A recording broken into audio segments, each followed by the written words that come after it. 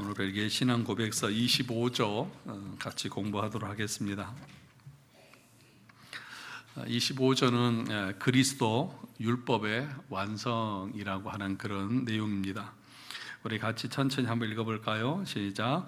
우리는 율법의 의식들과 상징들이 그리스도의 오심과 함께 끝났고 그 모든 그림자들이 성취되었으므로 그리스도인들 가운데에서는 그 율법을 사용하는 것이 폐지되어야 함을 믿습니다. 그렇지만 율법의 진리와 본질은 율법을 성취하신 그리스도 우리를 위하여 여전히 남아 있습니다. 동시에 우리는 복음의 교리로 우리를 견고하게 하고 하나님의 뜻과 영광에 따라 모든 영의 가운데 우리의 삶을 살아가기 위해서 율법과 선지자로부터 취해진 증거들을 여전히 사용합니다. 앞에서 우리가 믿음으로 의롭다함을 받는 것에 대해서 우리가 함께 공부했죠. 오직 우리가 의롭다함을 받는 것은 믿음을 통해서입니다. 그래서 종교개혁자들은 그냥 믿음도 아니고 오직 믿음이다. 그래서 믿음 외에 또 그 믿음에 어떤 다른 것들을 추가하고 또 우리의 행위를 덧붙이려고 하는 것은 이 성경의 교훈한 도리를 잘못 알고 있는 것이고 그런 자들은 멸망을 당할 것이라고 그렇게 얘기했습니다. 그래서 우리는 오직 믿음으로 구원을 얻습니다. 그러면 오직 믿음으로만 구원을 얻는다고 하면 우리가 율법을 지켜야 될 의무가 어디 있느냐 하는 것이죠. 이제 이런 반문이 나오는 것입니다. 믿음으로 구원을 얻는데 율법을 지키고 또 율법을 행할 이유가 어디 있느냐, 그렇게 이제 반문하는 사람들이 있다는 것이죠. 그래서 그런지 오늘 제목이 뭐죠? 그리스도 율법의 완성. 그래서 율법의 어떤 행위들, 상징들은 폐지되어졌지만 그 율법에서 말하고 있는 의미, 그 본질, 진리는 폐지된 것이 아니다 라고 하는 것을 우리에게 가르쳐주고 있습니다. 이 페이지에 보시면 만약에 그 구약의 그 율법이라고 하는 것이 다 폐지되어졌다고 하면 우리가 구약 성경을 공부할 필요가 없겠죠. 신약 성경만 보면 되고 또 신약에 나와 있는 그 내용만 설교를 하면 될 것입니다. 그러나 우리는 계속해서 구약을 읽고 또 구약의 율법의 말씀을 배우고 공부합니다. 왜 그럴까요? 믿음으로만 구원을 받는 것인데 그 필요 없잖아요. 그런데 뭐라고 말하냐 하면 구약의 율법이 없다고 하면 또는 상징이 없다고 하면 그 예표된 것이 없다고 하면 예수 그리스도가 어떤 분이신지를 우리가 알지 못할 것이라고 말합니다. 그러니까 상징이 있고 예표가 있으니까 그 실체가 왔을 때에 이분이 이런 분이구나 라고 하는 것을 구약과 함께 우리는 함께 이 본질의 의미를 밝히 알게 되는 것이죠.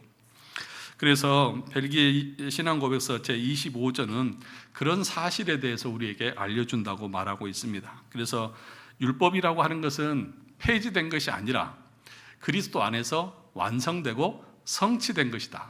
끝났다라고 하는 말과 완성되었다, 성취되었다고 하는 말과는 다릅니다.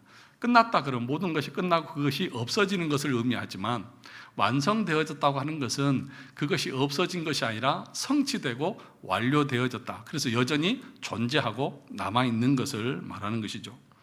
그래서 다시 보시면 우리는 율법의 의식들과 상징들이 그리스도의 오심과 함께 끝났고 그렇게 말합니다. 그러니까 구약의 율법에 보면 여러 제사 제도가 있고 또 성막이 있고 또 규례들이 있고 또 이 음식법이 있고 또 달에 대한 날에 대한 그런 규례들이 있잖아요. 이런 그 상징들, 이런 의식들은 예수 그리스도가 오심으로 끝났다. 그건 더 이상 할 필요가 없다라고 하는 것을 얘기를 하고 있습니다. 그런데 거기서 끝났다고 말할 때에 모든 것이 끝난 것이 아니죠. 그 모든 그림자들이 뭐 되었다고요? 성취되어졌다. 성취되어졌다. 그리스도인들 가운데서는 그 율법을 사용하는 것이 폐지되어야 함을 믿습니다. 그러니까 이 상징이었던 것들, 예표였던 것들, 그런 것은 오늘날 더 이상 하지 않는다.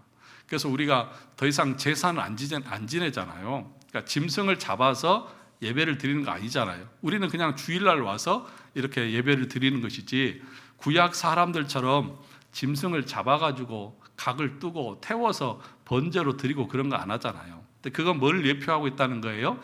예수 그리스도께서 오셔서 우리를 대신해서 죽으실 것을 예표하고 상징하는 것들이다. 그러므로 그 상징과 예표는 이제 끝났다. 그렇다고 해서 그러면 예수 그리스도가 의미가 없는 것이냐? 아니라는 거죠. 그 안에 있는 본질과 진리는 여전히 남아있다라고 하는 것을 말씀하고 있습니다. 그래서 율법 그러면 너무 광범위하고 또 헷갈릴 수 있으니까 우리 신학의 선배들은 율법을 세 종류로 설명을 했습니다. 그것이 뭐죠? 의식법과 시민법과 도덕법, 이 세 가지로 율법을 구분해냈습니다.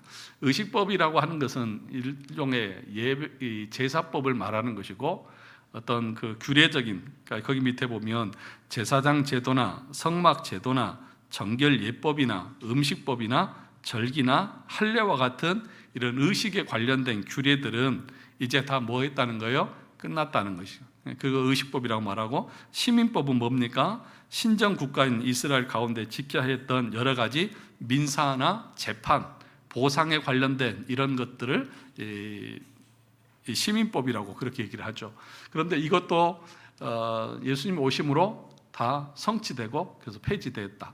그런데 그 시민법에 포함된 그 본질과 진리는 여전히 남아있죠. 그래서 우리가 이웃에게 어떤 악을 행하고 범죄를 하고 그러면 그것에 대한 배상과 보상을 하는 것은 여전히 지금도 유효하죠. 세 번째가 무엇입니까? 도덕법입니다. 대표적인 것이 뭐죠? 십계명의 그 도덕법. 이것은 사람이 마땅히 행해야 될 도덕적이고 윤례적인 그런 규례들을 말합니다. 그러니까 의식들은 폐지되어졌지만 이런 진리와 본질들은 여전히 남아있다, 그렇게 얘기를 하고 있습니다.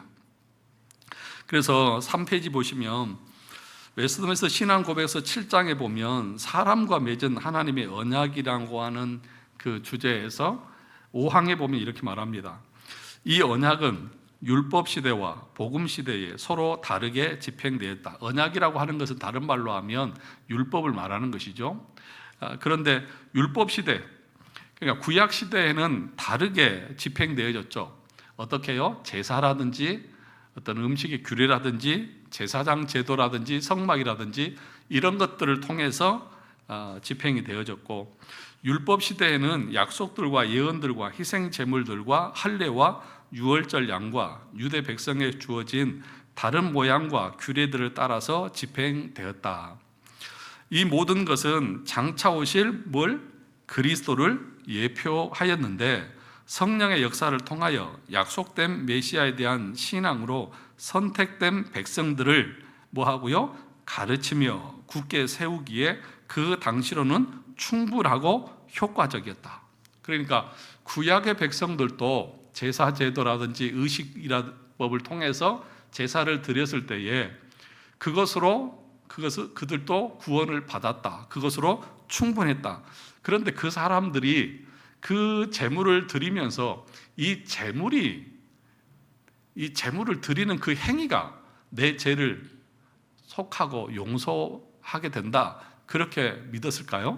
아닙니다.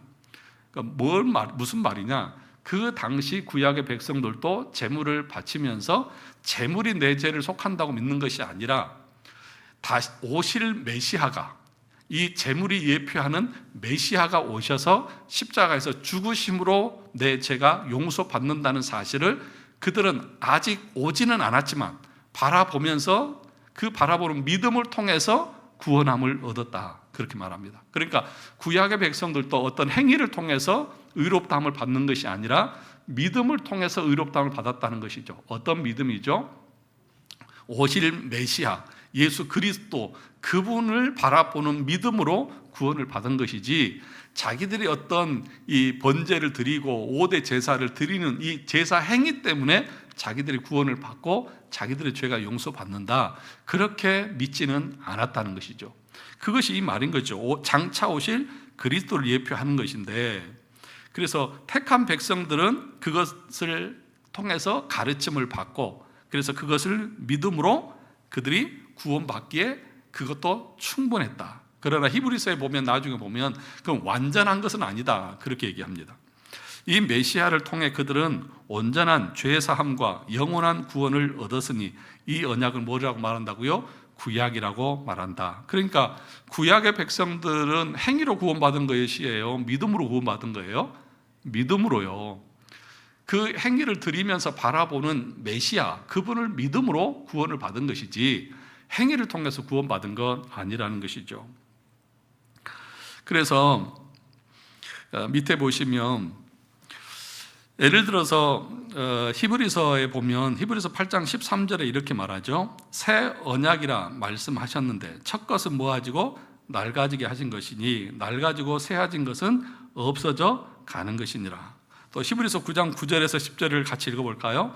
이 장막은 현재까지의 뭐 하시니 비유니 이에 따라 드리는 예물과 제사는 섬기는 자를 그 양심상 온전하게 할 수 없나니. 여기서 말하는 이 양심상 온전하게 할 수 없다라고 하는 이 말은 죄 사함을 받지 못한다 이런 말이 아니라 죄 사함을 받는 것이 맞아요. 그런데 어떤 면에서 온전하지 않느냐 하면 예를 들면 구약의 제사장들은 한 번 제사장 되면 그 제사장 죽지 않고 그 한 사람이 영원히 되나요? 죽잖아요. 인간이니까. 그러니까 제사장이 죽어요. 그럼 또 다른 제사장이 나와야 돼요. 그리고 그 제사장은 죄가 있기 때문에, 자, 눈 뜨세요. 제사장은 죄가 있기 때문에 백성들의 죄를 속하기 전에 자기도 자기 죄를 속해야 돼요. 그래서 온전하지 않은 거예요. 그러니까 속죄 자체가 안 된다 이런 말이 아니라 그것은 영원하지 않기 때문에 온전하지 않다 그런 의미인 거예요. 그런데 예수님은 어떻습니까? 단번에 자신을 드림으로 영원한 속죄자가 되시잖아요. 그리고 자신은 죄가 없으시잖아요. 그런 면에 있어서 예수 그리스도가 오셔서 행해질 때에 그 모든 것이 완전해진다 그런 의미인 것이죠. 자, 이런 것은 먹고 마시는 것과 여러 가지 씻는 것과 함께 육체의 예법일 뿐이며 언제까지? 개혁할 때까지 맡겨둔 것이냐. 이 개혁할 때까지. 그러니까 이 예표, 이 비유, 이 형식적인 이 율법은 개혁할 때까지, 다시 말하면 예수 그리스도께서 오셔서 성취하실 때까지 하는 것이다. 그리고 그 모든 것은 그리스도를 가르치고 상징하는 것이다. 그런데 그분이 오심으로 다 성취되어져서 오신 이후로는 이런 형식적인 것들은 더 이상 하지 않는다. 그 얘기를 하고 있는 것이죠. 10장 8절 9절도 같이 읽어볼까요? 위에 말씀하시기를 주께서는 제사와 예물과 번제와 속죄제는 원하지도 아니하시고 기뻐하시지도 아니하신다 하셨고 이는 다 율법을 따라 드리는 것이라. 그 후에 말씀하시기를 보시옵소서 내가 하나님의 뜻을 행하러 왔나이다 하셨으니 그 첫째 것을 폐하심은 둘째 것을 세우려 하심이라. 그 첫째 것이라고 하는 것은 구약의 율법의 의식이라든지 제사법 이런 것들을 말하는 거죠. 그걸 폐하시고 그 다음에 둘째 것을 세우려 하심이라. 완전케 하셨다고 하는 것을 말하겠죠.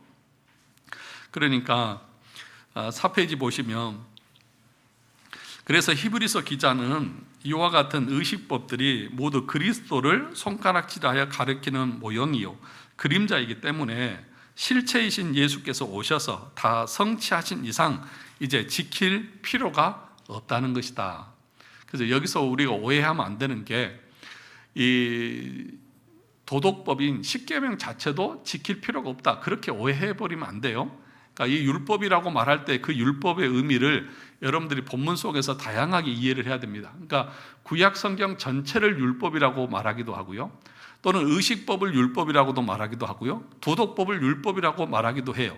근데 여기서 폐지되어졌다고 하는 것은 어떤 의미의 폐지냐 하면 의식법과 그 다음에 시민법이 폐지되어졌다는 것이지 도덕법에 지켜야 될 의무가 없어졌다 그 얘기가 아닌 것을 여러분 아셔야 한다는 거예요. 그러니까 이걸 잘못하면 구약의 율법은 주님이 오심으로 다 성취되어졌으니까 이제 더 이상 지킬 필요 없다 그래서 율법 폐기론에 빠질 수가 있는데 그렇게 이해하면 안 된다는 것입니다. 성경이 거기 보시죠. 율법이라는 단어를 말할 때에는 항상 율법 전체라는 의미로 언급하는 것이 아닙니다. 히브리서처럼 율법의 의식법에 초점을 맞추어서 율법을 이야기할 수도 있을 것이고, 또 조금 이따가 다른 본문도 살펴보겠지만 도덕법에 초점을 맞추어서 율법을 이야기할 수도 있을 것입니다. 또한 말 그대로 율법 전체를 염두에 두고서 율법을 이야기할 때가 있고, 때로는 율법의 어떤 기능들을 염두에 두면서 율법을 이야기할 때가 있고, 또 때로는 그냥 단순하게 구약 성경을 의미하는 뜻으로 율법을 이야기할 때도 있습니다. 그러니까 여러분, 성경에서 바울이 로마서에서도 율법을 말할 때 그 율법의 의미를 여러분들이 잘 아셔야 돼요. 그러니까 율법이 폐지되어졌다 그러면은 율법이 다 끝났다 그 얘기가 아니라 의식법과 시민법이 그 행위들이 끝났다는 것이고 그리스도 안에서 성취되어졌다는 것이지, 우리가 말하는 십계명 이 도덕법도 끝났다, 지킬 필요 없다, 그런 의미가 아니라는 거죠. 그래서 바울이 로마서 7장에서 뭐라고 말합니까? 내가 율법이 아니고는 죄를 깨달을 수 없었다라고 말하잖아요. 율법은 선하고 또 옳은 것이다 그렇게 말하잖아요. 그러니까 율법이 폐지되었으면, 없어졌으면 그렇게 말할 이유가 없는 거죠. 그럴 때 말하는 그 율법은 도덕법을 말하는 것이라는 것을 우리가 아셔야 한다는 것이죠. 그래서 성경에서 율법이라는 단어가 나오면 반드시 그 문맥을 잘 살펴서 해석해야 하는 것입니다. 그렇지 않으면 굉장한 혼란에 빠질 수 있습니다. 그래서 성경이 율법을 의식법, 시민법, 도덕법으로 명시적으로 구분하고 있는 것은 아니지만 매우 암묵적으로 이러한 구분을 하고 있다는 것을 우리가 염두에 두어야 한다. 그러면 율법의 의식들이나 상징들은 구약 백성들에게 어떤 의미를 가졌느냐? 첫째가 뭐죠? 믿음을 표현하는 수단이었습니다. 구약의 성도들은 제사를 드릴 때 단순히 동물을 잡는 행위로 죄가 용서된다고 믿지 않았습니다. 그들은 제사를 통해 자신의 죄를 고백하고 자신을 대신할 속죄 제물이 필요함을 인정하며 하나님께 장차 보내주시겠다고 약속하신 궁극적인 대속자에 대한 믿음을 표현한 것입니다. 그러니까 제물을 드리면서 그들이 가졌던 믿음이 뭐예요? 자신이 죄인이고, 그리고 이 짐승이 죽임을 당하는 것처럼 자신들도 이렇게 그 죄에 대한 대가를 받아야 되는 존재라는 사실을 그들은 고백하는 것이고, 그것뿐만 아니라 내 대신 이 짐승이 죽는 것처럼 중보자 되시고 대속자 되시는 그 주님이 오셔서 우리의 죄를 대속할 것이라고 하는 그 믿음으로 드렸고, 그 믿음으로 죄 용서함을 받았다라고 하는 것을 가리키는 것이죠. 둘째가 무엇입니까? 그리스도를 가리키는 예표로 인식했다는 것입니다. 제사제도 전체는 그리스도의 대속 사역을 가리키는 실물 교육이었습니다. 흠 없는 제물의 피 흘림은 죄의 대가가 사망임을 보여주었고, 동시에 장차 오실 흠 없는 어린 양 예수 그리스도의 완벽한 희생을 미리 보여주는 그림자였습니다. 그래서 제물을 드릴 때에 아무거나 드리면 안 되죠. 어떤 걸 드려요? 흠 없는 것을 드려야 되잖아요. 근데 여러분, 말라기에 보면 이스라엘 백성들이 제물을 드릴 때 어떻게 해요? 흠 있는 거, 눈먼 거, 저는 거, 이런 흠 있는 것들을 드리잖아요. 그러면서 하나님을 업신 여기지 않았다고 말하잖아요. 여러분, 그런 것은 그 믿음의 표현이 아닌 거죠. 믿음의 표현은 뭐예요? 이스라엘 백성들의 모습처럼 그리스도를 예표하는데, 그 그리스도는 우리의 대속자로서 흠 없는 어린 양으로 오셨다는 것을 그 제물을 통해서 가르치는 것이죠. 흠이 있으면 돼요? 안 돼요? 안 돼요. 근데 우리는 흠이 있어요? 없어요? 있잖아요. 그래서 우리는 우리 죄를 대속할 수도 없고 다른 사람의 죄를 내가 대신 갚아줄 수도 없어요. 오직 예수 그리스도 그분만이 흠 없는 어린 양으로 오셔서 십자가에서 죽으심으로 우리 죄를 속해 주시는 것이죠. 그러니까 구약의 백성들도 그 제물을 드리는 것을 실물 교육을 통하여서 배우고 또 그렇게 믿고 고백했다는 것입니다. 자, 기독교 강요의 2권 10장에 보면 이렇게 말합니다. 옛 언약의 족장들은 우리와 똑같은 소망의 상속자들이었고, 그죠? 옛 언약의 족장들을 누구를 말합니까? 족장들, 아브라함, 야곱, 이삭, 야곱, 이런 족장들을 말하는 거죠. 그러니까 구약의 그 족장들도 어떻게 보면 우리는 행위만을 보지만 그 행위를 통해서 그들이 말하고 있는 것은 뭐였어요? 오실 메시아를 바라보고 있었다는 것을 말하는 것이죠. 그들의 구원은 우리와 마찬가지로 오직 하나님의 자비하심에 근거한 것이었으며 우리와 동일한 중보자이신 그리스도를 통해 하나님과 연합되었다.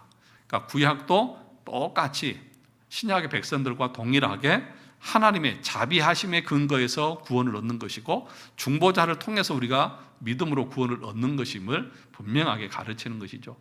그래서 어떤 사람이 누군가가 구약 백성들은 율법을 지킴으로 구원받았다 이렇게 말하는 것은 얼토당토하는 잘못된 것이니까 그런 것들은 여러분 들을 필요가 없는 것입니다. 자, 보세요. 그 밑에 보시면 아브라함도 어떻게 구원받았습니까? 믿음으로 구원을 받았습니다. 로마서 4장 3절을 같이 볼까요? 아브라함이 하나님을 믿음에 그것이 그에게 의로 여겨진 바 되었느니라. 그러니까 이게 창세기 15장에 아브라함이 믿음을 고백하는 것이잖아요. 그리고 나서 17장에 가면은 아브라함이 뭘 받아요? 할례를 받잖아요. 그러니까 어떤 할례, 행위를 통해서 구원받은 것이 아니라 구원받은 백성으로서 그 증거로, 언약 백성의 증표로 할례를 받은 것이지 행위를 통해서 구원받은 것이 아니다. 순서적으로. 그러니까 믿음이 있는 사람들은 그 믿음의 행위들이 나오는 것이죠. 그는 율법의 행위가 아닌 믿음으로 의롭다 하심을 받은 모든 믿는 자의 조상입니다. 그래서 우리가 로마서에서 살펴봤듯이 자 봐라, 유대인들에 향해서 바울이 말할 때 너희 조상, 믿음의 조상 아브라함은 어떻게 해서 의롭다함을 받았느냐? 믿음으로냐 행위로냐? 오직 믿음으로다. 그러면 너희 조상이 믿음으로 받았다고 하면 너희들도 다 믿음으로 의롭게 되는 것이지 행위로 되는 것 아닌 것 아니냐? 라고 바울이 이렇게 반론하는 것을 우리가 함께 공부를 했습니다. 히브리서 11장 믿음장으로 불리는 이 장은 구약의 인물들이 믿음으로 살았음을 열거합니다. 특히 13절은 같이 읽어볼까요? 이 사람들은 다 믿음을 따라 죽었으며 약속을 받지 못하였으되 그것들을 멀리서 보고 환영하며 또 땅에서는 외국인과 나그네임을 증언하였으니, 그러니까 이 히브리서 믿음장에서 구약의 인물들을 열거하면서 그 사람들이 어떻게 죽었다고요? 믿음을 따라서요. 그 믿음을 통해서 오실 메시아를 멀리서 보고 환영하면서 그 믿음으로 구원을 얻은 것이지 행위로 구원 얻은 것 아니다 라고 하는 것을 말합니다. 5페이지 보시면 그들은 약속의 실체이신 그리스도를 직접 보지 못했지만 믿음의 눈으로 멀리서 바라보고 구원을 받았습니다. 구약 백성들은 불완전한 제사 행위 자체로 구원받은 것이 아닙니다. 그들은 그 제사가 가리키는 완전하고 영원한 대속자이신 예수 그리스도에 대한 믿음으로 구원받았습니다. 따라서 구약의 제사가 양심을 온전하게 하지 못했다는 히브리서의 말씀은 구약 성도들의 구원이 불완전했다는 뜻이 아니라 그들이 믿음의 방편으로 삼았던 제사, 그림자, 상징들이 불완전했기에 실체이신 그리스도가 반드시 오셔야만 했다는 것을 뭐하는 것이라고요? 강조하는 것이다. 구원의 길과 효력은 시대를 통해서 동일한 것이죠. 뭐죠? 믿음으로 구원을 얻는 것이다 라고 하는 것이죠. 그래서 여러분 히브리서에서 온전케 못했다 그 말을 구원이 온전하지 않다 그 얘기가 아니고 그 방식 자체가 완전한 것이 아니다 그 의미라는 것을 여러분 기억하셔야 합니다. 다시 벨기에 신앙 고백서로 돌아와서 율법의 의식과 상징은 그리스도의 오심으로 끝이 났기 때문에 그리스도인들 가운데서는 그 율법을 사용하는 것이 폐지되어야 합니다. 이것을 극적으로 보여주신 사건이 바로 예수님께서 십자가에 운명하신 시각에 예루살렘 성전의 휘장이 위로부터 아래로 찢어진 사건입니다. 더 이상 이렇게 제사 드릴 필요가 없다는 것이죠. 그렇죠? 성소의 휘장이 위에서부터 아래로 찢어졌다.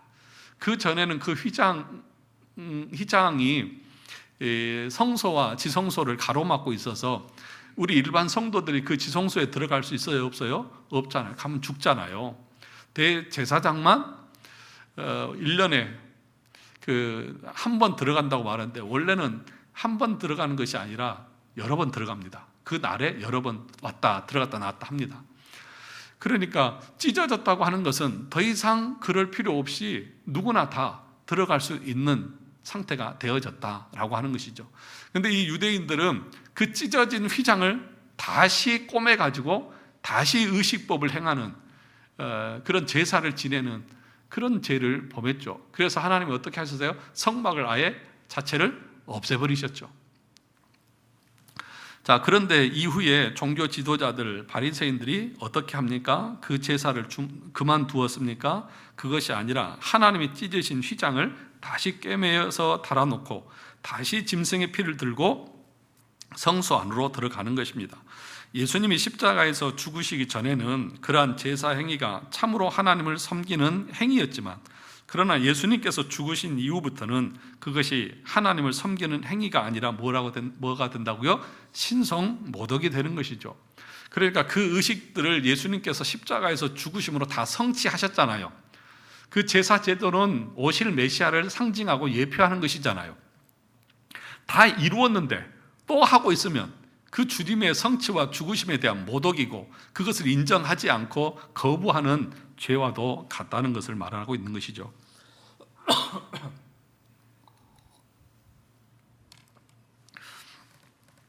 이렇게 예수님께서 오셔서 율법을 성취하심으로 말미암아 율법의 제사 제도를 다 폐하신 것입니다. 제사 제도만 폐하신 것이 아니라 할례나 음식법, 정결, 규례, 절기 같은 모든 의식들을 다 폐하셨습니다. 폐하셨다고 그러니까 여러분들은 그 의미나 이런 것까지 다 없어졌다고 생각할 수 있는데, 그것이 아니라 어떤 행위적인 것들이 끝났다는 것입니다. 그래서 예수님께서 다 성취하셨는데도 불구하고 여전히 그것을 붙잡으면서 예수님도 믿고 그러한 의식도 행해야 구원받는다고 말한다면, 그것이 바로 사도 바울이 그렇게 저주를 내리면서 정죄한 다른 복음이 되는 것입니다. 갈라디아서 1장에 보면 바울이 3번씩이나 말하잖아요. 내가 전한 복음 외에 다른 복음을 전하면 하늘에 온 천사라 할지라도, 우리들이 할지라도 저주를 받을지어다. 그 무슨 얘기예요? 오직 우리가 구원을 받는다고 하는 것은 예수님께서 십자가에서 죽으심으로 구약에서 예표하고 상징이었던 그 제사 제도를 다 성취하셨고, 그것을 우리는 믿음으로 구원을 받는다는 것인데, 다시 어떤 행위나 어떤 의식이나 이런 것을 우리가 거기에 덧붙여야 된다라고 하는 것은 옳지 않다는 것입니다. 왜 그런 얘기를 했냐면, 바울은 분명하게 오직 믿음으로 구원을 얻는다고 가르쳤는데, 유대인들 중에서는 뭐라고 말하냐면, 그래, 예수 믿음으로 구원 얻는 건 맞아. 그런데 이런 율법도 지켜야만 너희 구원이 완전해진다. 그래서 갈라디아서에 보면 율법에 관련된 얘기들을 많이 하잖아요. 그러니까 우리가 어떤 행위를 통해서 내 구원이 온전하게 된다고 그렇게 주장하고 그렇게 가르치는 것은 저주받을 일이라는 거죠. 그러니까 알미니안 주의자들이나 로마 카톨릭이나 이런 사람들은 예수를 믿음으로 구원 얻는다는 말은 해요. 야, 우리도 예수 믿음으로 구원 얻는다고 얘기해. 근데 그 사람들 뒤에서 가보면 뭐라고 말합니까? 그것도 있지만 하면서 네가 이런 선행도 해야 되고 이런 공로가 있어야 돼. 그래서 그 공로와, 그러니까 하나님의 은혜와 인간의 공로가 합쳐져서 우리의 구원이 온전하게 되는 거야. 이렇게 가르치는 거예요. 그러니까 그것을 우리는 이단이라고 정죄하면서 그것은 성경적이지 않다라고 말하는 것이죠. 그래서 우리가 앞에서 지난주도 봤듯이, 지지난주도 봤듯이 어떤 행위적인 것을 거기에 덧붙이면 뭐라고 말했습니까? 멸망을 당할 것이다. 그렇게 말했잖아요. 영원한 저주를 받을 것이다. 우리는 오직 은혜로, 믿음으로 구원을 얻는 것이지 어떤 행위를 통해서 구원을 얻는 것이 아니다라고 하는 것을 말합니다. 이렇게 예수님께서 다 폐지하셨다는 것을 말하고, 그래서 그것을 다시 행하려고 하는 것은 다른 복음을 전하는 것과 같이 하나님 앞에 저주받을 일이다. 벨기에 신앙고백에서 제25조가 율법이 폐지됐다는 사실을 강조하는 이유가 있습니다. 그것은 로마 카톨릭의 율법에 대한 오해 때문이었습니다. 귀도 드브레의 시대에 로마 카톨릭 교회는 비록 구약에서 규정된 정결례들이 더 이상 요구되지 않을지라도 우리는 여전히 구약 율법을 지켜야 할 필요가 있다고 주장했던 것이죠. 예수님을 믿음과 동시에 우리의 죄의 문제가 해결되었지만 그것으로 충분하지 못하고 날마다 죄의 용서는 날마다 그리스도를 희생 제사로 드림을 통해서만 획득될 수 있다고 말했습니다. 무슨 얘기냐 하면 이 로마 카톨릭에서 미사를 드리잖아요. 그죠? 미사는 뭐냐면 제사입니다. 그러니까 미사를 드릴 때마다 예수님께서 네 죄를 위해서 오늘도 죽으시는 거예요. 그래서 매일 죽으시는 거예요. 그래서 네가 미사에 참석해야만 네 죄가 용서를 받는 거예요. 그것이 공로가 되어져서 그들은 구원을 얻는다는 것이죠. 그래서 우리가 웨스트민스터 신앙 고백서의 성례 부분에 가서 공부를 했는데 지금 표정들을 보니까 다 안 한 것처럼 시침을 뚝 떼고 계시는데 그 성례에 대한 성찬을 얘기하면서 이 로마 카톨릭의 잘못된 성찬에 대해서 얘기했습니다. 그러니까 뭐냐 하면 여전히 주님께서 죽으시는 거예요. 그래서 피를 흘리시고 살이 찢기시는 거예요. 그걸 네가 받음을 통해서 네가 오늘 죄 용서 받고 구원을 받는다. 그런 식으로 가르치고 있는 거예요. 그러면 2000년 전에 우리 주님께서 우리 죄를 위해서 죽으신 거 뭐냐는 거죠. 오늘도 주님이, 이번 주도 주님이 죽으셔야만 내가 죄 용서 받고 다음 주도 또 미사를 드려서 죽으셔야, 그걸 네가 참여해야만, 고백해야만 구원을 얻는다고 하면 2000년 전에 십자가에서 죽으신 그 예수님은 뭐냐는 거죠. 불완전한 거라는 거죠. 그러면 그것은 성경을 왜곡하는 것이고 그건 잘못된 신앙입니다. 주님은 단번에, 히브리서 보면 자기 자신을 단번에 들이심으로 영원한 속죄를 이루셨잖아요. 그런데 영원한 속죄를 이뤘는데 로마 카톨릭은 오늘 또 미사 제사를 드려서 네 죄가 용서를 받아야 된다, 이렇게 가르치고 있으니까 그것이 어떻게 온전한 성경의 가르침이라는 거죠. 그런데 이런 교리적인 것을 모르는 사람들은, 여러분 코로나를 겪으면서 제일 많이 부흥한 종교가 뭔지 아십니까? 카톨릭이에요. 카톨릭으로 누가 갔냐? 모르는 불신자가 하는 게 아니라 예수 믿는 기독교인이 카톨릭으로 이동한 거예요. 왜 갔냐? 거기 가면은 엄숙하고 하나님이 거기 임재해 계신 것 같은 그런 모습이 있으니까 경건해 보여서 갔다는 거예요. 통계를 보니까. 여러분, 그러니까 오늘날 경배와 찬양하면서 80년대 한국교회 90년대에 온누리 교회를 통해서 막 경배와 찬양하면서 막 뛰고 난리치는 그런 음악이 들어왔거든요. CCM이. 그때 사람들이 뭐라고 말했냐면 그런 것들을 통해서 젊은이들을 교회로 끌어들인다고 그랬어요. 그런데 지금 젊은이들 다 어디 있어요? 예? 그런 것을 통해서 사람들이 은혜를 받는 것도 아니고 그런 것들을 통해서 사람들이 변화되는 것도 아니고 오히려 그것을 통해서 사람들이 다 어디로 갔느냐? 야, 이 개신교, 이 장로교 이런 일반 교회들은 돗대기 시장 같고 도대체 정신이 없다. 카톨릭까지인가 진짜 거기는 신이 있는 것 같더라. 그리고 다 그렇게 한 거예요, 여러분. 신앙이라고 하는 것은 그렇게 해서 생겨지는 것이 아닌 것이죠. 그러니까 올바른 지식을 가르치고 그 지식의 근거에서 성령께서 우리 안에서 확신과 믿음을 주심으로 우리가 거듭나고 구원을 얻는 것이고, 성찬을 통해서 우리의 믿음이 굳건해지고 성장해 가면서 우리의 신앙생활을 해 나가는 것이지, 막 돗대기 시장처럼 북치고 장구치며 해서 그래서 날고 뛰고 좋아가지고 청년들 젊은이들 그런다고 해서 그게 은혜 받은 게 아니라고요. 착각들을 너무 하는 거예요. 그러니까 인간적으로 고안한 것이죠. 그러니까 인간들이 생각한 거예요. 이렇게 하면 사람들이 좋아할 것이다. 그런데 그렇게 해보니까 어때요? 좋아해요? 오히려 싫어해요. 그래서 다 떠나가요. 그게 아니라는 것을 여러분들이 꼭 기억하셨으면 좋겠습니다. 자, 5페이지 우리 마지막 읽었나요? 자, 로마 카톨릭은 미사를 행할 때마다 제사들이 그리스도를 하나님께 희생 제사로 드리는 의식을 행했습니다. 인간의 구원을 위하여 구약의 율법을 여전히 지켜야 한다고 믿었고 그렇게 했던 것입니다. 만약 오늘날에도 여전히 구약의 의식과 상징을 그대로 행한다면 그리스도의 오심과 사역을 무효로 만드는 일이 된다는 점을 기억해야 합니다. 이런 점에서 우리는 율법주의자가 되어서는 안 됩니다. 그래서 여러분, 표현을 할 때도 오늘날은 성전이 있어요, 없어요? 성전이 있어요, 없어요?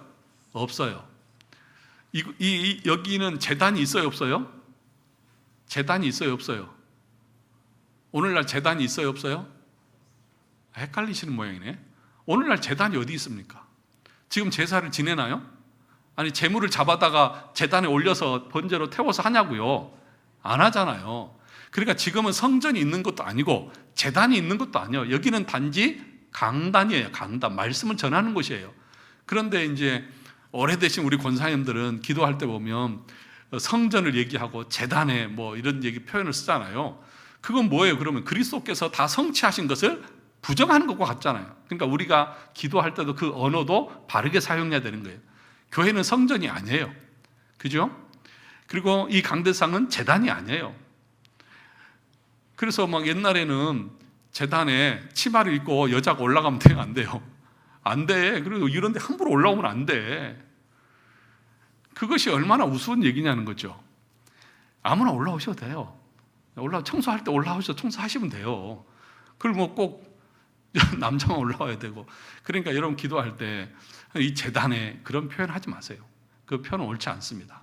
성전이라는 표현도 옳지 않습니다. 그래서 교회 건축을 할 때 성전 건축 이런 표현 옳지 않습니다. 성전은 없습니다. 다 폐해졌죠. 그럼 뭐가 있습니까? 오늘날은 교회가 있죠. 그죠? 그리고 교회라고 하는 것이 이 건물도 아니고 불러낸 사람들의 모임, 신앙을 고백한 사람들의 모임 자체가 교회인 것이죠. 그리고 이곳은 뭐예요? 예배당. 그래서 항상 예전에는 그 앞에 지금 우리가 뭐 후암제일교회 이렇게 써 있지만 옛날에 뭐로 돼 있어요? 후암제일교회당, 교회 예배당 이렇게 써 있잖아요. 그러니까 예배당인 것이지 이게 교회는 아닌 거죠. 그러니까 교인들이 예배를 드리는 장소, 그런 의미인 것이죠. 그렇다고 해서 이 건물 자체를 아무렇지도 않게 막 사용해라 그런 얘기가 아니고요. 우리가 모여서 예배하는 곳이니까 잘 관리하고 잘 깨끗하게 유지하는 것은 필요하지만 이것을 구약의 성전처럼 또는 구약의 제단처럼 그렇게 떠받듯이 그렇게 하는 것은 옳지 않다. 이거 본문에 분명히 말하잖아요. 제사 제도가 다 폐지되어졌는데 끝났는데 여전히 제사 제도의 용어를 쓴다는 것은 옳지 않다는 것이죠. 6페이지 보겠습니다. 그러면 의식법이 다 폐지되어졌으니 그 의식법이 더 이상 우리에게 아무런 의미가 없는 것입니까? 그러니까 제사 제도가 다 폐지되어졌고 그런 구약의 율법들이 다 폐지되어졌으면 그럼 오늘날 우리에게 아무런 의미가 없는 것이냐? 만일 그렇다면 의식법이 나오는 성경 구절들을 구약에서 찢어버려야 할 것입니다. 그리고 성막의 시장에 대한 출애굽기 말씀도 배울 필요가 없을 것입니다. 그러나 우리가 그렇게 하지 않습니다. 왜 그렇습니까? 오늘 벨기에 신앙고백서의 내용대로 말하면 의식법의 문자는 폐지하였지만 그 의식법이 가르쳐주는 뭐예요? 본질과 진리는 그리스도 안에서 여전히 우리에게 유효하기 때문입니다. 그러니까 구약의 그 율법, 그 상징, 그 예표를 통해서 그리스도 안에서 그것이 어떻게 성취되어졌는지, 그것이 뭘 의미하는지를 우리는 배우고 깨닫고 알게 되는 것이죠. 상징이 없다고 하면, 예표된 것이 없다고 하면 우리가 어떻게 알 수가 있겠어요?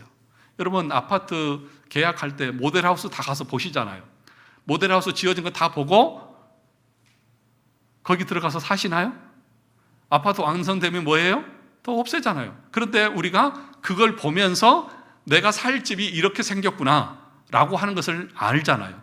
그런 것처럼 구약의 이 성막 제도라든지 제사 제도라든지 이런 규례라든지 이런 걸 통하여서 우리가 우리 주님이 오셔서 어떤 일을 하시는 거구나, 어떻게 행하시는 것이구나 라고 하는 것을 깨닫는 것이죠.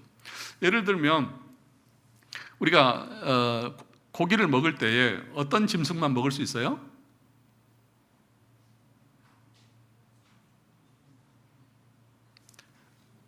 굽이 갈라져야 되고 또 대새김질을 해야 되잖아요.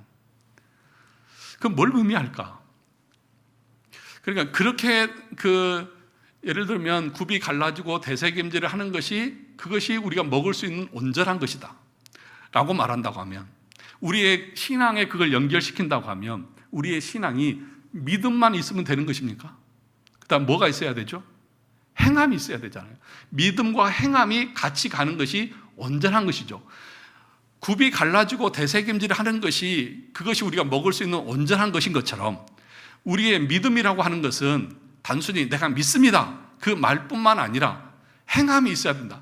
로마서에서 믿음을 얘기하고 야고보서에서 행함을 얘기하고 있는 것처럼 이 두 가지가 함께 우리 삶에서 드러나는 것이, 그것이 참되고 올바른 신앙이라고 하는 것들을 우리가 알고 깨달을 수 있는 것이죠. 그러니까 그런 것들이 구약에는 많이 있습니다. 그러니까 구약을 보면서 우리가 신약에서 그것을 어떻게 우리에게 적용시켜야 될 것들을 이해할 수 있다는 것이죠. 밑에 보겠습니다. 구약의 모형과 그림자가 없으면 우리 신약의 백성들은 예수님이 왜 십자가에서 죽으셨는지, 그 십자가의 죽으심의 의미가 무엇인지를 잘 알 수가 있어요, 없어요? 없습니다. 그래서 신약의 백성들에게 그 의식법들은 여전히 필요한 것입니다. 우리는 의식법을 자세히 배움을 통해서 십자가 복음을 더 풍성히 깨닫습니다. 그러니까 그 제사를 바라보면서, 야, 내가 저렇게 칼로 목이 베이고 배가 갈라지고 창자가 다 나오고 그리고 각을 떠서 불에 다 태워지고 피는 다 받아서 뿌려지고 그 완전히 난도를 당해서 죽어야 되는구나. 그리고 우리 주님이 십자가에서 죽으심은 바로 이런 죽음이구나 라고 하는 것을 깨달고 우리가 이해할 수 있다는 것이고, 그것이 의미하는 것이 무엇인지를 알 수 있다는 것이죠. 구약의 백성들이 그 제물을 드림으로 자신들이 얼마나 큰 죄인인지, 죽어 마땅한 죄인인지를 깨달았던 것처럼 우리도 그것을 깨닫고 예수 그리스도를 바라보게 된다는 것이죠. 근데 그것이 없으면 어떻게, 그게 뭐 의미하는데? 신약에 와서 그거 알 수가 없잖아요. 왜 나를 위해서 죽어? 왜 십자가에서 죽으셔? 하나님이 그렇게 반문할 거 아니에요. 밑에 보겠습니다.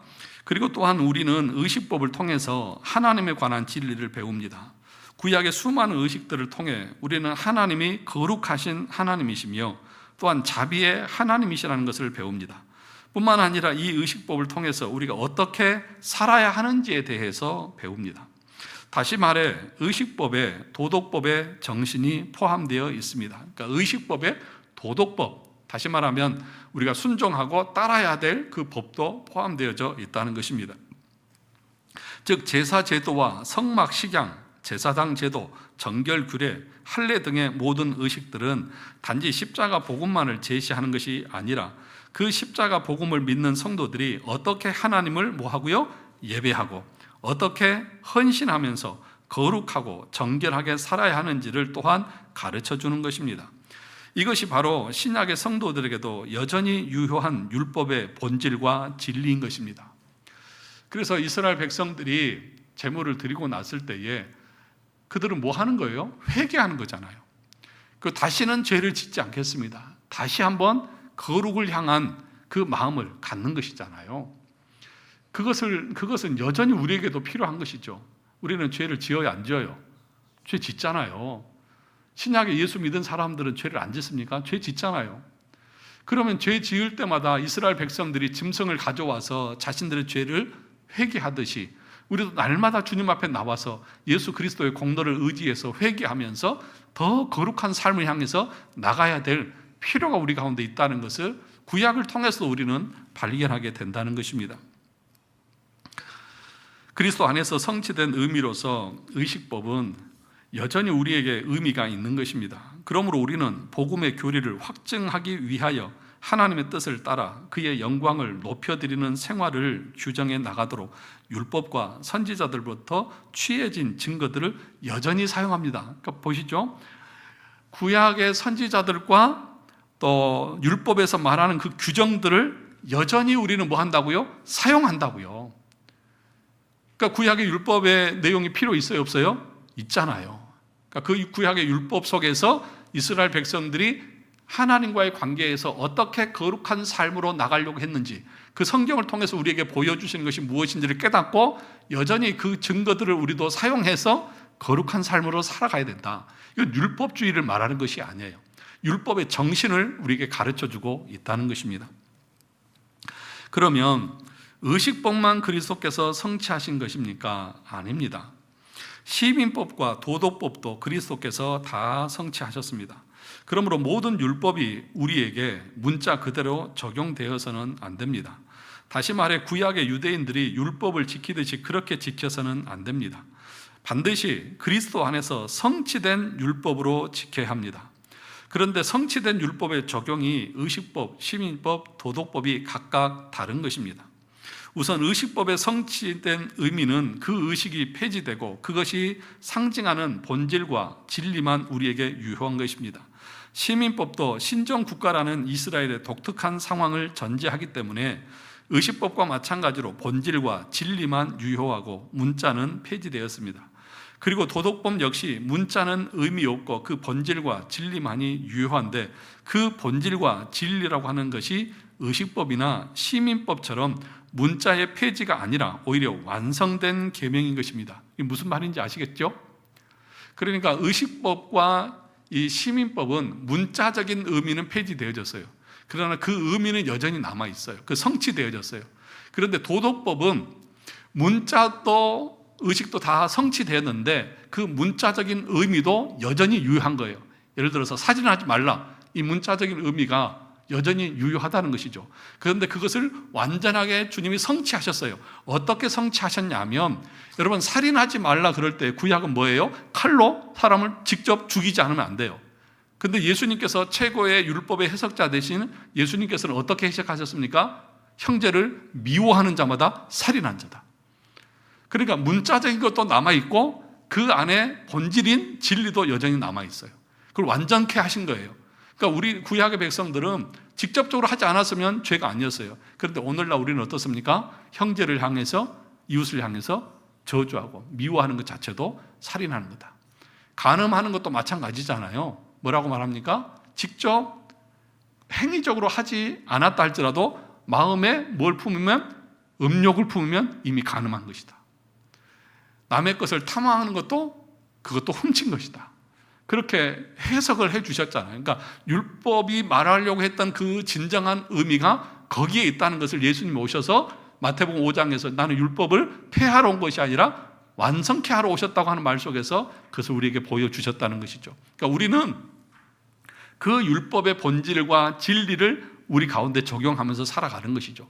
그러나 대신 구약에서 말했던 의식법과 시민법적인 문자적인 의미로는 지키지 않아요. 그 예를 들면 구약의 그 의미를 하면 안식일을 범하는 자들은 어떻게 하라고 했어요?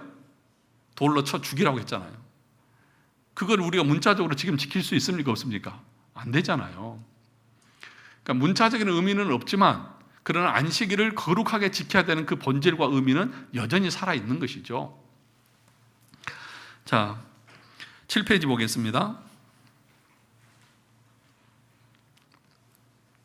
예수님은 율법을 폐하러 오신 것이 아니라 율법을 완전케 하기 위해 오셨다고 말씀하셨습니다.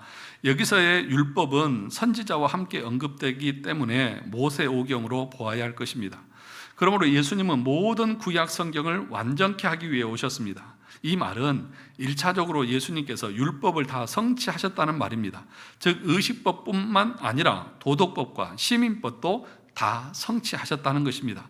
어떻게 성취하셨습니까? 그 모든 계명의 말씀을 우리를 위하여 다 지켜 행하심으로써 그 율법을 성취하셨습니다. 그래서 모든 믿는 자에게 의를 이루기 위하여 율법의 마침이 되셨다. 이게 마쳤다고 하는 것은 성취하셨다고 하는 것이고 완성하게 하셨다는 것입니다. 그러니까 우리가 어떤 그 구약의 율법의 행위를 다 지킬 수 있어요, 없어요? 없잖아요. 하나도 못 지키잖아요. 그래서 우리가 율법의 행위를 통해서 의롭다함을 받으려고 하는 자들은 저주를 받는 거예요. 그런데 예수님께서 다 이루신 것을 믿음으로 그 의를 전가받는 자들만 하나님 앞에서 의롭다함을 받는 거예요. 왜 그렇습니까? 예수님께서 오셔서 그 율법의 요구를 다 이루시고 완성시키셨기 때문에. 그래서 예수님께서 죽으시고 부활하심으로 하나님 앞에서 의롭다함을 인정받으시고 하나님이 그것을 선포하신 것이 부활이잖아요. 그래서 그 부활하신 주님을 우리는 믿음으로 우리의 모든 행위적인 것은 그리스도께서 다 덮어주심으로 성취하신 것처럼 하나님이 우리를 받으시는 것이죠. 자, 19절을 보시면 그러므로 누구든지 이 계명 중에 지극히 작은 것 하나라도 버리고 또 그같이 사람을 가르치는 자는 천국에서 지극히 작다 일컬음을 받을 것이요 누구든지 이를 행하며 가르치는 자는 천국에서 크다 일컬음을 받으리라. 앞에서는 율법과 선지자가 언급되었는데 여기서는 갑자기 계명이 언급되었습니다.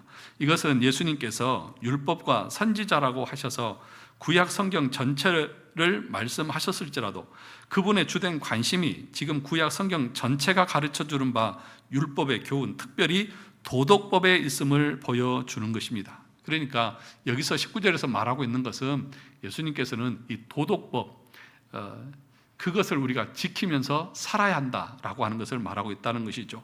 그리고 이러한 사실은 산상수훈 전체 문맥을 통해서 쉽게 확인됩니다. 예수님은 신약의 성도들이 도덕법의 계명 중에 지극히 작은 것 하나라도 버리지 말고 다 지켜 행해야 한다라고 말씀하시는 것입니다. 도덕법은 그리스도 안에서 성취되었기 때문에 지킬 필요가 없는 것이 아니라 도리어 완성된 형태로 우리에게 명해진 것입니다. 그러니까 성취되어졌는데, 그래서 헷갈리지 말라고 그랬죠. 의식법과 시민법은 그 문자적인 의미는 폐지가 됐어요, 안 됐어요? 폐지가 됐죠. 그럼 도덕법은 그 문자적인 의미가 폐지됐어요, 안 됐어요? 없어졌어요?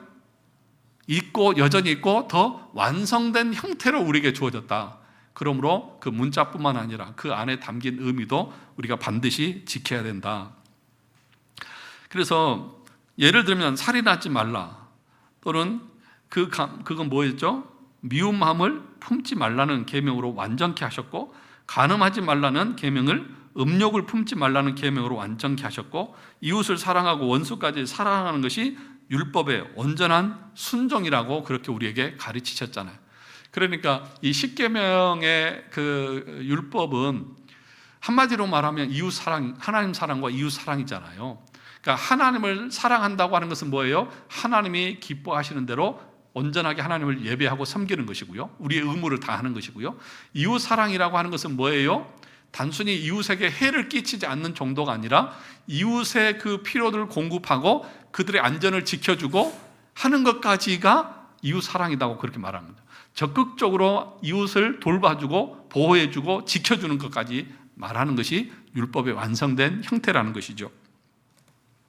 신약의 성도들은 바로 이 성취된 율법을 준수할 의무 아래 있게 되는 것입니다. 이 구절에 대한 칼빈의 해석처럼 예수님은 우리가 율법 준수하는 것을 경감시키기 위해서 오신 것이 아니라 뭐라고요? 도리어 병든 우리를 고쳐 온전한 율법을 지키도록 하시기 위해서 오신 것입니다. 하나님의 뜻은 결국 뭐예요? 사랑입니다. 그래서 로마서 13장 8절에서 10절까지 사랑의 빛 외에는 아무 빛도 지지 말라라고 그렇게 말씀을 하셨습니다. 그러면 8페이지 두 번째 단락으로 내려가셔서, 그러면 형벌이 없으니 마음대로 살아도 되는가? 그것이 아니라 이제는 구원의 은혜가 감사해서, 그리고 예수님을 사랑해서 자원해서 뭐 하는 거예요? 순종하는 것입니다. 마치 아내가 남편을 심히 사랑하여 그 남편에게 의무를 다하는 것과 같습니다. 사랑하면 법과 의무는 무거운 짐이 아니라 기쁨이고 뭐예요? 즐거움입니다. 이 사랑하는 마음이 바로 새 언약의 핵심입니다. 예레미야에서 성령께서 우리 마음에 율법을 새기셨다는 말이 바로 이 사랑을 두고 하는 말입니다. 그러니까 우리 에스겔서도 그렇지만 새 언약을 너희에게 준다라고 말할 때에 그 말의 의미가 뭐예요? 사랑의 율법을 우리에게 주셨다는 거죠. 거듭난 심령에는 하나님께서 사랑의 법을 주셨습니다. 그래서 우리가 율법을 지킬 때에 구약의 과거에는 의무적으로 지켰다고 하면, 그 무거운 짐이었다고 하면, 신약의 백성들은 구원받은 그 은혜에 감사해서 기쁨으로 그 일을 감당하는 것이죠. 여러분, 저는 유해경 씨를 사랑하기 때문에 유해경 씨를 위해서 뭐 하는 것이 짐이고 손해고 아깝다 그런 생각을 한 번도 해본 적이 없어요. 아마도 유해경 씨도 그럴 거예요. 그렇지 않습니까? 부부 사이에서 정말 사랑하면 아깝지 않잖아요. 그게 의무라고 느껴지는 사람 있으십니까? 그런 사람하고는 당장 헤어지세요. 예. 그렇지 않은 것처럼 마찬가지죠. 우리가 정말 주님을 사랑하고 그 은혜에 감사하면 내가 주님을 위해서 예배를 드리고 헌신을 하고 봉사하고 하는 것이 이게 무거운 짐이 아니라 기쁨으로 자원해서 자발적으로 하는 것이죠. 저는 그런 신앙, 또 우리 성도들이 교회를 섬길 때에 그 마음으로 섬겨야 된다고 생각하고 그것이 거듭나고 회심한 성도의 구원의 길이라고 저는 믿습니다. 그래서 여러분 이런 가르침들을 공부하면서 내 마음의 상태를 좀 살피셔야 돼요. 그리고 그런 것이 없다고 하면 은혜를 구하셔야 돼요. 이미 나는 버림 자신가? 이게 아니라 우리 인간은 여전히 부패한 잔재가 남아있어서 힘들어요. 그래서 계속해서 주님을 붙들고 의지하고 은혜를 구하는 그런 삶으로 나가라는 거예요. 그것이 지금 율법에서 가르치고 있는 내용이라는 것이죠. 9페이지 보시면 반드시 율법 준수가 우리 삶의 목표가 되어야만 하는 것입니다. 그런데 그렇게 율법을 준수할 때 또 조심해야 할 것인데 뭐예요? 옛 언약의 율법 아래 있는 것처럼 순종하면 된다, 안 된다? 안 된다. 그러니까 억지로 마지못해서 행하는 것은 안 된다는 것입니다. 이것이 우리가 두 번째로 배격해야 될 잘못된 율법관입니다. 사랑하는 마음이 없이 순종할 수 있어요, 없어요? 안 돼요. 그런데 예수님을 사랑한다는 것이 쉽습니까? 쉽지 않습니다. 왜냐하면 우리 마음속에는 여전히 자기 사랑이라고 하는 죄악된 본성이 남아있고 또 사랑이라는 감정이 우리의 의지와 선택과 결단력으로 생기는 것이 아니기 때문입니다. 예수님을 사랑하는 마음은 오직 성령의 은혜로만 되는 것입니다. 갈라디아서 5장 16절에서 18절 같이 읽어볼까요? 내가 이르노니 너희는 성령을 따라 행하라. 그리하면 육체의 욕심을 이루지 아니하리라. 육체의 소욕은 성령을 거스리고 성령은 육체를 거스르나니 이 둘이 서로 대적함으로 너희가 원하는 것을 하지 못하게 하려 함이라. 너희가 만일 성령의 인도하시는 바가 되면 율법 아래에 있지 아니하리라. 그러니까 뭐예요? 성령의 은혜가 있으면 율법 아래에 있지 않다. 뭐예요? 성령의 은혜가 있어야만 우리가 율법을 지킬 때에 구약에서처럼 무거운 짐으로 부담으로 지키지 않고 사랑에서 나오는 즐거움으로 행할 수 있다는 거예요. 그러니까 은혜를 구해야죠. 하나님 나에게도 성령의 은혜를 주셔서 교회를 섬기고 주님의 일을 감당할 때에 자원해서 기쁨으로 정말 기뻐서 교회를 섬기고 교회를 나올 수 있어야 되잖아요. 정말 도수장으로 끌려가는 그런 짐승처럼 억지로 마지 못해서 나오면 그 얼마나 힘들겠어요. 목회도 마찬가지예요, 여러분. 마지 못해서 하면 그 죽을 맛인 거예요. 좋을 것 같죠? 그렇지 않아요. 날마다 하나님의 은혜가 있어야 진짜 감사해야 이것도 즐거움으로 할 수 있는 것이고 여러분들도 교회를 섬길 때 그럴 것 아니겠습니까? 그래서 저는 여러분들이 기도했으면 좋겠어요. 나에게도 이런 성령의 충만한 은혜를 주셔서 성령께서 오늘 여기 갈라디아서 5장 있는 말씀처럼 성령을 따라 행하라. 그리하면 육체의 욕심을 이루지 않을 것이고 만일 성령의 인도하시는 바가 되면 율법 아래 있지 않을 것이다. 그 무거운 멍에 아래에서 행하지 않을 것이다.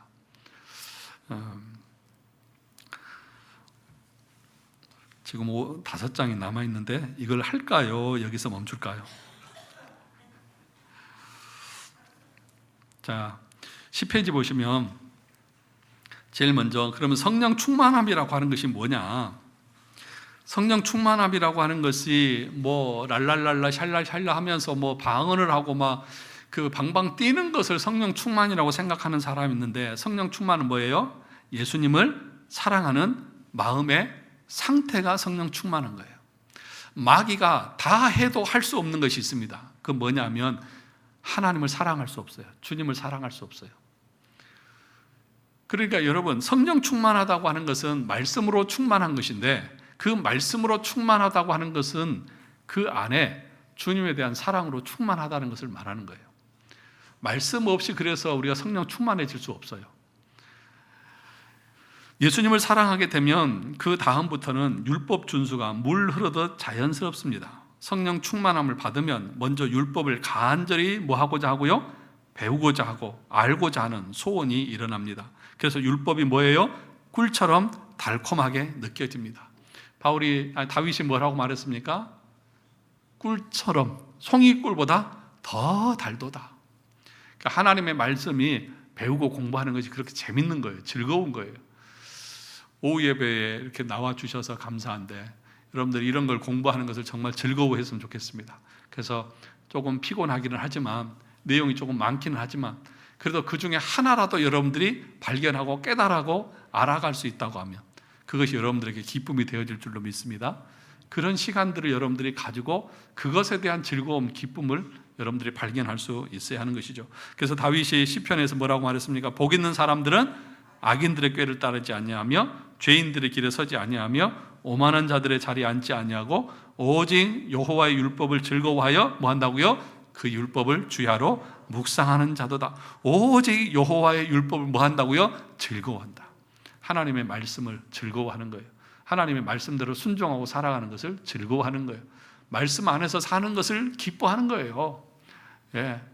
그래서 주일 성수하는 것도 즐거운 거예요.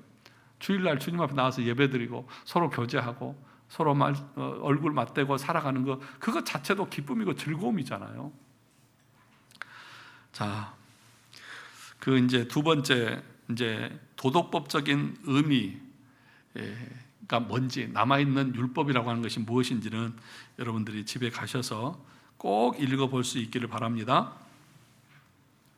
안 할 것 같아요.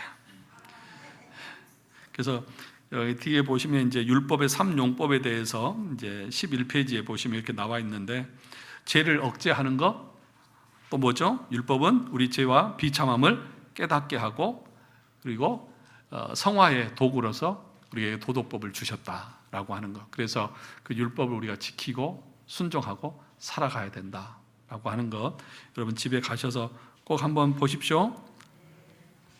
좀 불안한데 애써서 정리해 놨는데 보지도 않고 그러면은 좀 아쉽잖아요. 그래서 제가 진짜 시간이 지금 많이 가서 더 이상은 못 하겠고 여기서 마무리하도록 하겠습니다. 지난주도 1시간 넘었다고 제가 혼났어요. 아빠 선 넘었어, 막 이런 식으로 저한테 막 협박을 해가지고 더 이상은, 꼭 가서 여러분들 읽어보시면서 그리스도께서 율법을 완성하셨다고 하는 말의 의미가 무엇인지를 꼭 여러분들이 이렇게 기준을 가지고 이렇게 정리를 하셔야 성경을 읽을 때에도 그 말의 의미가 해석이 되어집니다. 기도하겠습니다.